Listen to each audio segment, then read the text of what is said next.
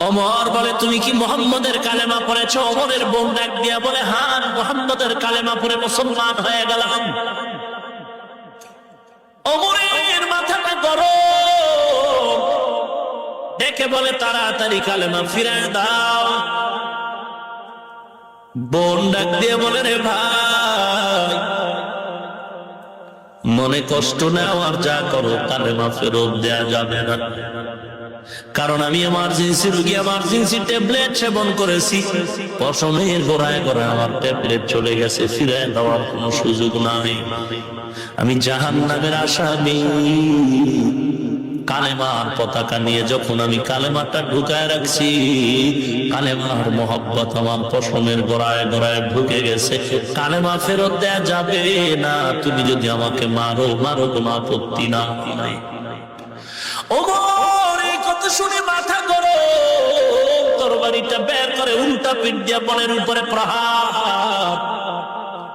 বনের উপরে তরবারির উল্টা পিঠ দিয়ে যখন আঘাত করতে শুরু করলো, বনের পর্যায়ে মাটিতে পড়ে গেল। বনের শরীর থেকে রক্ত প্রবাহিত শুরু হয়ে গেল। বোন নরম শরীরের কান্না, রক্ত দেখে কান্না করে মায়ার নজর দিয়া বলে, রে ভাই, তুমি আমাকে যতই মারো কোনো আফসোস করে লাভ নাই। মারো তবে জেনে নাও, হাত কাটবা, পাও কাটবা, তবে কালেমা ফিরায় নিতে পারবা না রে ভাই। তুমি আমাকে মারো, আমি সহ্য করতে পারি না রে ভাই। আমার মা যদি আজকে পাশে থাকতেন, আমার গায়ে হাত দিতে পারতা না রে ভাই। আমার বাবাও যদি থাকতো, তুমি আমাকে মারতে পারতা না রে ভাই। তুমি আজ আমাকে রক্তাক্ত করেছো, তোমার কি মায়া হয় না রে ভাই? বোনের মায়ার কান্নায় ওমরের দিলে একটু মায়া এসে গেল। ওদিকে তো আমার নবী আল্লাহর কাছে চোখের পানি ছেড়ে দোয়া করেন, আল্লাহ ওমরের ইসলামের ভাগ নাই। ওমরের মায়া মাত্র বোনের রক্ত মুছায় আর বলে, বোন কাঁদবি না। আমি ঘরের সামনে এসে যে আওয়াজ শুনছিলাম, কি করছি জীবনে? আল্লাহর কালামের তেলাওয়াত করছি। কেউ বলেছেন আবার ওমর কোরআন শরীফ নিজের হাতে নিয়ে পড়েছেন, কেউ লিখেছেন না না, ওমরকে বোন কোরআন তেলাওয়াত করে শুনিয়েছেন। তাহা মা আনজালনা আলাইকাল কুরআন লিতাশকা। ওমরের যখন কোরআনের আওয়াজ সিনার মধ্যে এসে এফেক্ট করলো, ওমরের দিলের মধ্যে কেমন যেন কম্পন শুরু হয়ে গেল। কোরআন এমন এক আকর্ষণ, কোরআনের তেলাওয়াতে মানুষের পশম দাঁড়ায় যায়, চোখের পানি বের হয়ে যায়। দুনিয়ার সব কথাগুলো বারবার শুনলে ভালো লাগে না, কোরআন যত শুনি ততই মজা লাগে। এত সুন্দর কোরআন, আজ আমি বান্দার কোনো দাম নাই, এত সম্মান, কারণ আমার সিনার ভেতরে কোরআন। একটা গরিবের সন্তানরে কেউ চিনে না, কেউ জায়গা দেয় না, কিন্তু না, সবাই মাথার তাজ বানায় রাখলো। কেন বলে? ওর সিনার মধ্যে দুনিয়ার সম্মানিত একটা গ্রন্থ কোরআন আছে। কোরআন এবং দামি, এ কোরআনের সাথে যার সম্পর্ক হবে সেও হয়ে যাবে দামি। সাধারণ কাপড়ের দাম নাই, কোরআনের সাথে লাগলো গিলাপ, নাম হলো দাম হয়ে গেল। পায়ে লাগলে চুমো খায়, কাঠের কোনো দাম নাই, কোরআনের সাথে লাগার কারণে রেহাল হয়ে গেল। এখন মাটিতে পড়লে চুমো খায়। কোরআন এত দামি, সেই মানুষের কোনো দাম নাই, কোরআন লাগার কারণে দাম বেড়ে গেল। শুধু দুনিয়ার জীবন থাকতেই দাম না, কোরআনওয়ালা যদি ইন্তেকাল হয়ে যায়, মৃত্যু হয়ে যায়, কবরে যাওয়ার পরেও মাটিও তাদেরকে স্পর্শ করবে না। এ মজার কোরআন আজ মুসলমানের ঘরে না। মুসলমান এখন কোরআনটারে যদিও পড়ায় অপশনাল বানায় দিছে। স্কুলে যাবি, ইংরেজি অঙ্ক, ইংরেজি ইংরেজি, অঙ্ক, বাংলা প্রাইভেট ঠিক মতো পড়বি, যদি ফাঁকে সময় পাও 1 ঘন্টা কোরআন পড়বি। কেমন ভাবে পড়বি? মুয়াজ্জিন ভাড়া করছি, মুয়াজ্জিন ভাড়া করে রাখছি, মাসে 1000 টাকা দিব, এসে এসে তোরে কোরআন পড়ায় যাবে।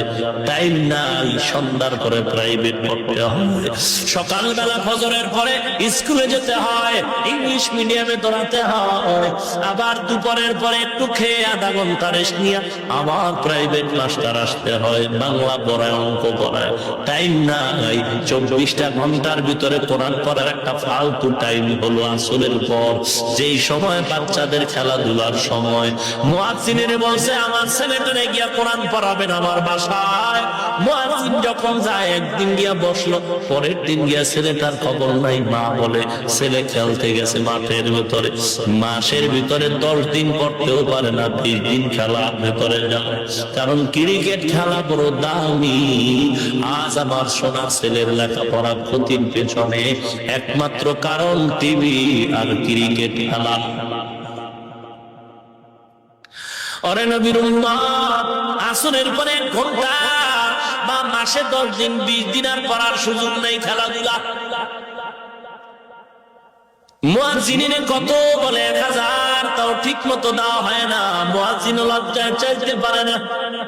অথচ ইংরেজি যে পড়ায়, বাংলা যে পড়ায়, প্রাইভেট মাস্টার 5000 6000 টাকা দেওয়া হয়, অগ্রিম দেওয়া হয়। আল্লাহর কালামের সাথে সম্পর্ক নাই রে মুমিন।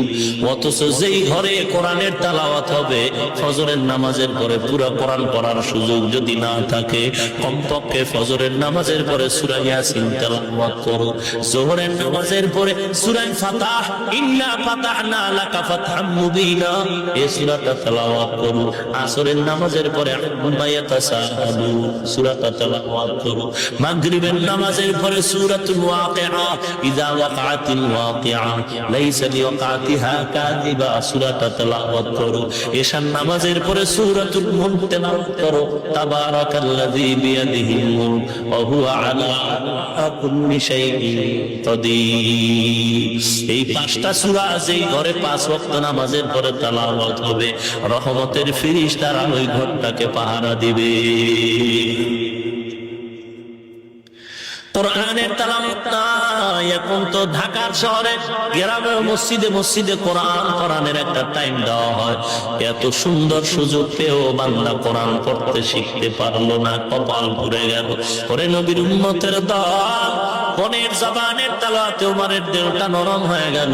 ওমর ডেকে বলে, রে বউ, এই কোরআনের তেলাওয়াত এত সুন্দর, তুমি যার কাছে কোরআন শিখছো সেই লোকটা না জানি কত সুন্দর, চলো সেই লোকটাকে একবার দেখায়া দাও। এবার ওমরের নিয়া বগ্নিপতি হবায় আমার নবীর দরবারে রওনা। আমার নবী সাহাবায়ে কেরামদেরকে তাকিবের ভেতরে মশগুল ছিলেন। সাহাবায়ে কেরাম কেউ কেউ চতুর্দিকে পাহারা দেয়, কারণ মক্কার গলিতে গলিতে দুশমন নবীরে পেলে হত্যা করে ফেলবে। ওই যে আবু তালিবও নাই, খাদিজাও নাই, এখন সবাই রেডি।